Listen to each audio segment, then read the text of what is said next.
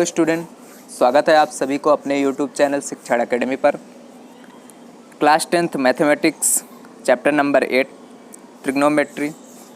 देखो, आज हम एक्सरसाइज 8.2 का क्वेश्चन नंबर 1 का सब क्वेश्चन सेकंड एंड थर्ड करने वाले हैं। लास्ट वीडियो में हमने एक्सरसाइज 8.2 करने से पहले थोड़ा सा हमने इंट्रोडक्शन देखा था और फर्स्ट सम किया था। इसका second and third sum question 1 का आज हम करने वाले हैं। यहाँ पे स्टार्ट करते हैं हम क्वेश्चन नंबर 2। यहाँ पे फर्स्ट का आपको क्या करना था, क्वेश्चन 1 में ऐसा लिखा था कैलकुलेट द फॉलोइंग।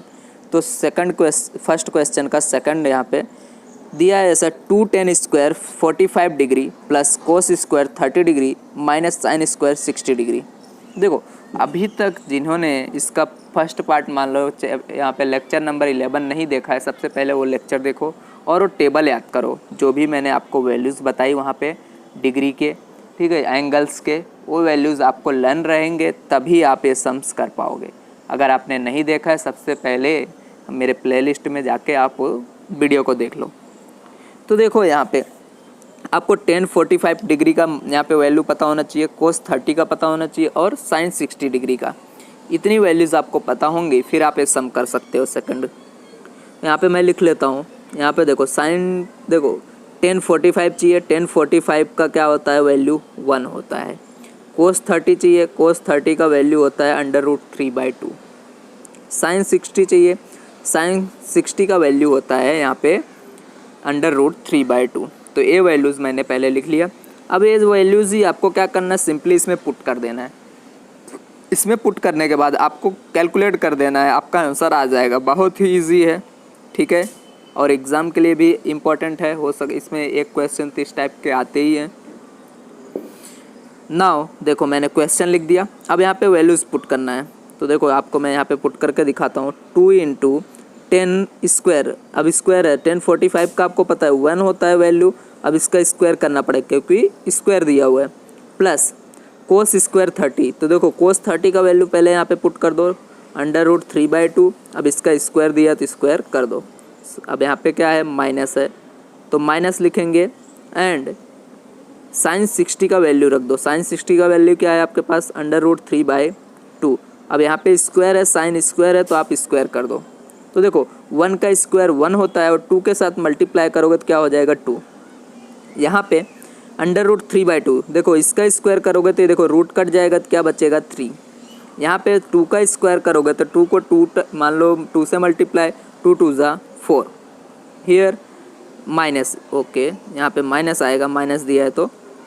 अब यहाँ पे √3 का वापस से स्क्वायर करोगे तो क्या आएगा, यहाँ पे 3 एंड यहाँ पे आएगा 4।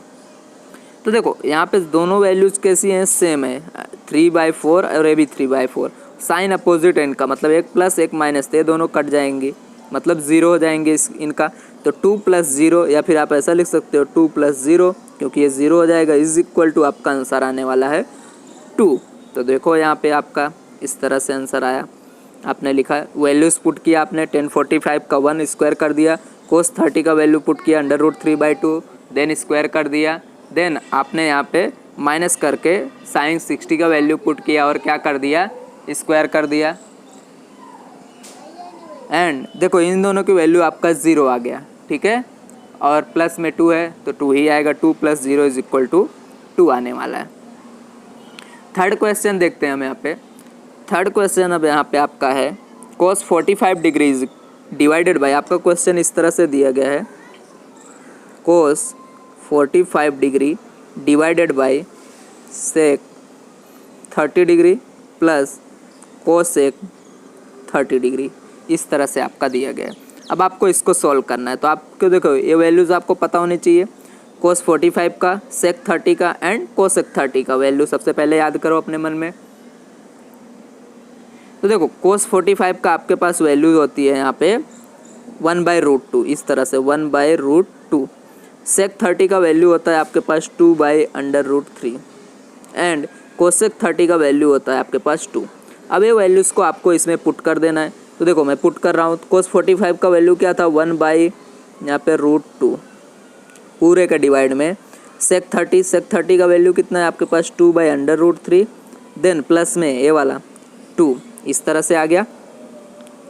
अब देखो इसको पहले आपको सॉल्व कर लेना है। इसको क्या आएगा आपका, देखो इसके साथ मल्टीप्लाई करोगे, इसको इसके ऐसा ही लिख दो आप इस तरह से, इसको इसके साथ, तो 2 + 2√3, यहाँ पे इस तरह से बहुत बड़ा सम होगा। चलो मैं आपको यहाँ पे इस तरह से दिखा देता हूँ, एक्सप्लेन कर देता हूँ। ये रहा, देखो cos 45 यहाँ पे वैल्यू रखा, सेम वैसा ही किया है 1/√2। देखो ये रहा, यहाँ पे तक हम पहुँचे थे, ये कर दिए थे वैल्यू रखने के बाद। अब ये वाला वैल्यू देखो यहाँ पे किया, अब इसका √3 का 2 के साथ मल्टीप्लाई किया इधर, 2 ऐसे ही, क्योंकि यहाँ पे एलसीएम इधर किया ना, एलसीएम लेंगे तो √3 आएगा, तो यहाँ नीचे √3 नहीं है तो √3 का मल्टीप्लाई होगा 2 × √3, पूरे के डिवाइड में √3।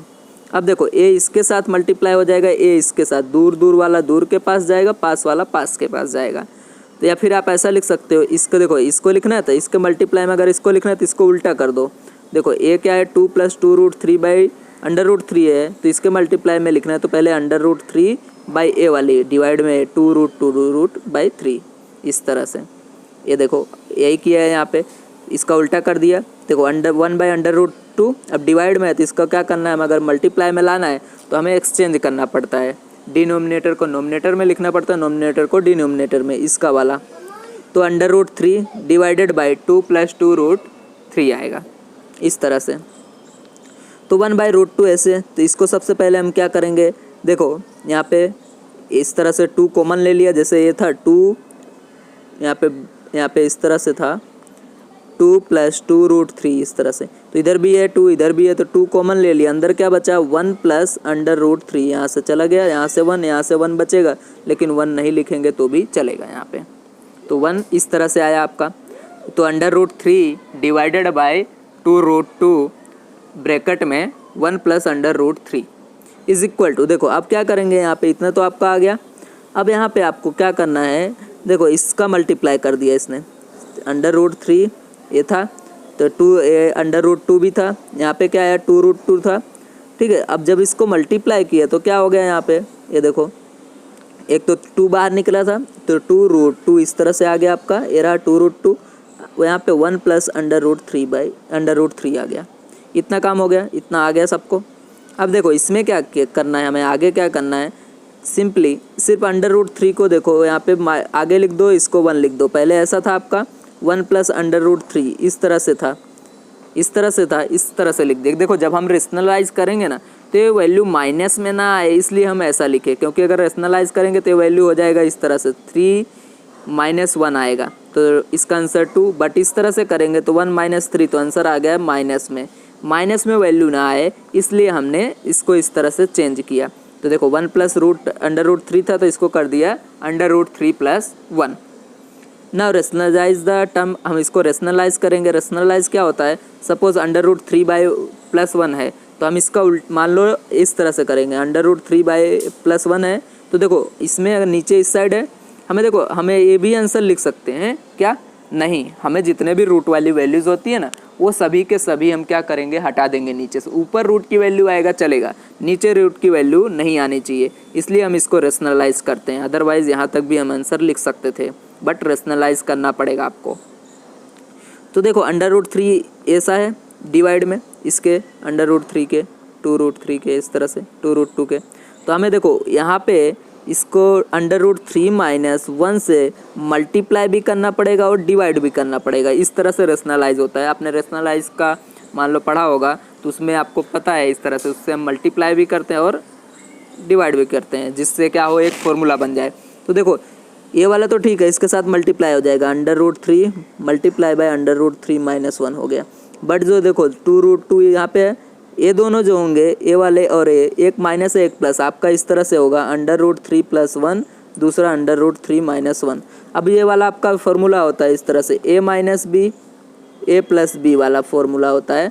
तो ये फार्मूला होता था a² - b², मतलब पहले वाले का स्क्वायर माइनस दूसरे वाले का स्क्वायर। तो कर दो यहाँ पे पहले वाले का स्क्वायर, तो देखो ये पूरे ब्रैकेट में √3 इस तरह से स्क्वायर -1 का स्क्वायर। तो देखो मैं ऊपर का नहीं सॉल्व करा रहा हूँ, नीचे वाला सॉल्व करा रहा हूँ। देखो तो इस तरह सिर्फ इसका मैं वैल्यू बताऊँ तो देखो √3² का क्या हो जाएगा यहाँ पे वैल्यू 3, और इसका आएगा 1 स्क्वायर है ना, 1 का स्क्वायर, तो 1 3 माइनस क्या हो जाएगा 1, तो आंसर आएगा आपका 2। देखो यहाँ पे 2 आया होगा, ये जो √3 इन सब की वैल्यू, इसकी वैल्यू पूरी क्या आई नीचे वाले की, देखो इस तरह से ए वाला और ए वाले की वैल्यू आई, यहाँ पे 2 आया देखो, और ऊपर हमने मल्टीप्लाई किया था तो ए मिला था 3 माइनस √3 डिवाइडेड बाई 2√2, और क्या मिला हमें 2 यहाँ से मिल गया, तो ये 2 2 जा क्या हो जाएगा आपका 4 भी हो जाएगा, आप मल्टीप्लाई भी कर सकते हो, ठीक है। तो ये आपका आंसर यहाँ पे फिनिश होता है इस तरह से। अब ये देखो इसको हमें क्या किए, आगे करते हैं इस तरह से, अभी भी नीचे √2 आ रहा है, ठीक है। यहाँ पे मल्टीप्लाई कर देंगे तो क्या हो जाएगा 3 माइनस √3 डिवाइडेड बाय 4√2, इतना आ गया ये वाला, 2 का मल्टीप्लाई भी करेंगे तो 4√2 आ गया, ठीक है। अब हमें यहाँ से रूट हटाना है, तो रूट हटाना है तो क्या करना पड़ेगा, अब देखो √2 से मल्टीप्लाई कर दो, √2 से मल्टीप्लाई, इसने देखो मल्टीप्लाई नहीं किया 2 का, आप यहाँ पे कर सकते हो, 2 2 जा 4 हो जाएगा वो। तो देखो 2 यहाँ पे मल्टीप्लाई करेंगे इसका, और ये नीचे देखो इसका मल्टीप्लाई करोगे तो √2 क्या हो जाएगा 2 बन जाएगा, ये 4 पहले से है, 4 2 जा यहाँ पे 4 2 जा 8, ये आपका नीचे वाला 8 आ गया। अब ऊपर वालों को कैसे सोल्व करेंगे, तो देखो यहाँ पे √3, ओके यहाँ पे 3 था, 3 माइनस √3 मल्टीप्लाई में आपका था √2, तो √रूट का मल्टीप्लाई होगा 2 √3 इधर हो गया, और √3 था √2, इन दोनों का मल्टीप्लाई होगा 3 2 जा 6 √6, और डिवाइडेड बाय क्या था आपका 8। इस तरह से एक क्वेश्चन आपका होगा। अब देखो नीचे से सभी क्या हो गए, रूट हट गए, नीचे रूट हट गए, दैट मीन्स आपका सिंप्लीफिकेशन कंप्लीट हो गया कैलकुलेशन, इसके आगे कैलकुलेट नहीं करना है।